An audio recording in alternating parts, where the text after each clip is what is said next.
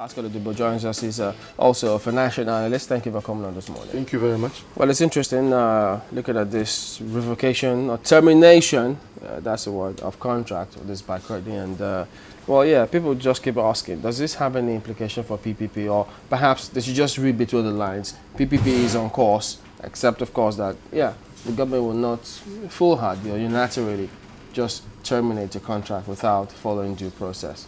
How do you see all of this playing out?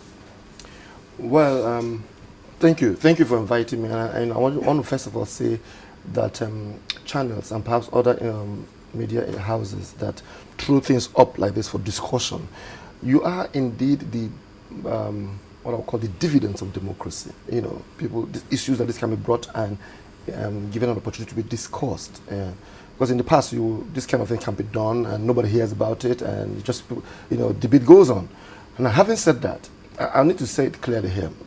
If government says clearly that they want to be one of the best 20 economy by the year 2020, and they are looking for foreign direct investment, this is not a route to go. This is a wrong route to pursue. Now, and it's important that they understand what I'm trying to say here. If you have the internal technical capacity to be able to evaluate projects and set the standards properly, and have the, again, as I say, technical capacity, or even outsource it, and outsource technical capacity, to be able to look at proposals that are brought to your table, you don't need to wait for 3 years to terminate a contract. You don't even, in the first instance, award the contract to an inefficient, in your mind, institution. Public-private partnership has worked beyond. It's not a Nigerian concept. Did you watch the program yesterday? With yes, I did. And you heard him. He said it failed. He said the PPP failed. Maybe when I'm through, you'll be able to be the judge of it. You know, PPP is not a Nigerian concept. When Thatcher came into office in fact, it's a Thatcher baby. It's called Public Finance Initiative. And government said, look, we don't have the money. We don't have the resources. However, the infrastructure were decaying. Government had to now find ways and means through the treasury in the United Kingdom, and got in third parties, what I call the private sector, to finance this infrastructure. And government will now pay for it over the years. There are two kinds of PPP. PPP type 1 and PPP type 2. What you are seeing people banding about is the PPP type 1, where you put an infrastructure, large or small ticket transaction, and you collect a toll or a service for the offsetting of your investment over a period. The type 2 is when government partners with the private sector and they build an infrastructure, and they will pay a unitary charge from government coffers over the same period. Now, that's where they're not asking us to go. And that's where you guys should press. People should press.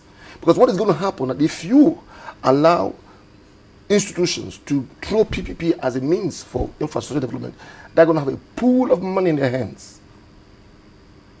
You can do what they call type 1.5, where this thing will cost, you are supposed to pay 3,000 naira, maybe as as a fee. And it's not profitable to the guys who are going to do it. Government said, don't worry, you take 150, 1,500 from the people, and we will pay the balance of 1,500. What I'm bringing to the table here is two things. It must be properly structured, because what you are noticing here now is that they will start saying that PPP does not work. When ab initio, it was not properly structured.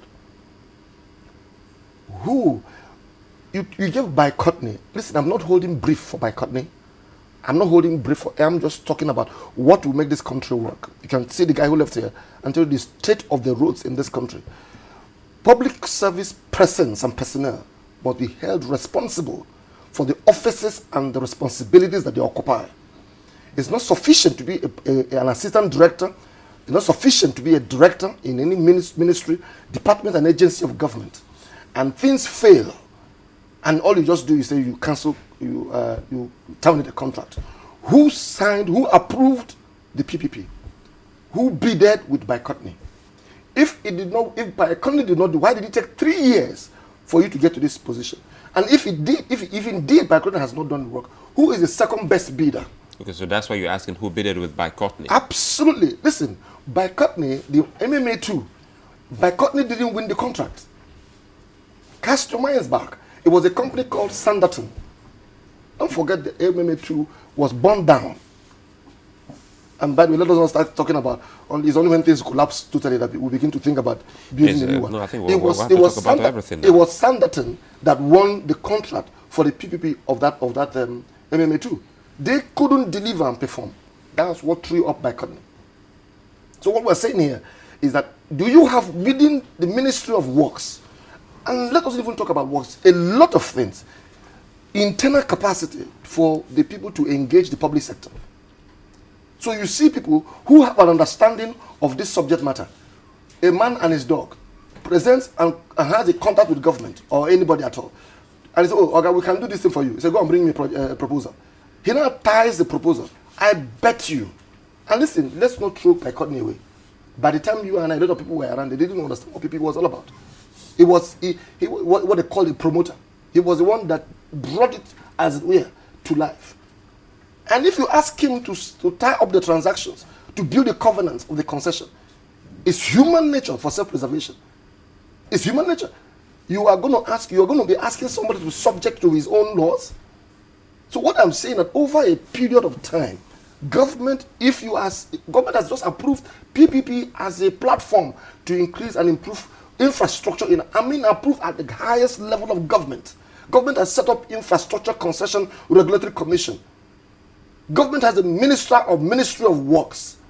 Excuse me, sir. Put your acts together.